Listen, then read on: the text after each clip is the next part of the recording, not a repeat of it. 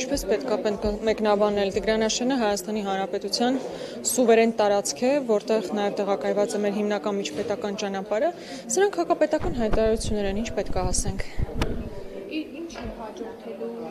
եթե այդ հայտարարությունները եղել են, Իրականում կարծում եմ նման բացահայտ կերպով հավանաբար առաջին անգամն է, որ հնչեցվում է, բայց դրա մասին էլի են խոսել, մասնավորապես Նիկոլ Փաշինյանն ասում էր, որ 86,600-ի մեջ, ինչպես Արցախն է մտնում, այնպես էլ այսպես կոչված անկլավները, բայց ուզում եմ հիշեցնել, որ նույնիսկ ինքը ասում էր, որ Ադրբեջանը չի կարողացել ներկայացնել իրավական հիմք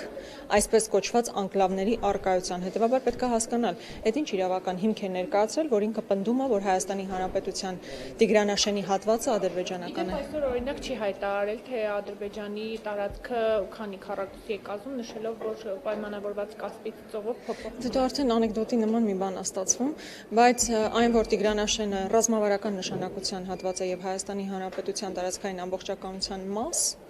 կարծում եմ միակ մարդը, որ դա հարցականի տակ է դրել, սկզբում Ալիևն է եղել եւ հետո արդեն Նիկոլ Փաշինյանը։ Եթե նկատեցիք նիստերը սկսելու ընթացքում առաջին հարցադրումները, որ հնչեցվել են հենց Ռուբեն Ռուբինյանին, դրա մասին էին եւ մենք ուզում ենք հենց այդ պահից ֆիքսեինք, արդյոք իրենք նպատակ ունեն նոր տարածքային զիջումներ իրականացնելու։ Իհարկե առաջիկայում կքննարկենք հիմա ասենց ոտի վրա մի փոքր բարդ է իր ասած այդ 4-րդ հանրապետության կոնցեպտը, սահմանադրության փոփոխությունը, տարածքային հարցերի փոփոխությունը, այսինքն այդ բոլորն են հարցերն են, որոնք դեռ մենք մանրամասն կքննարկենք այս օրերի ընթացքում։ Շնորհակալություն։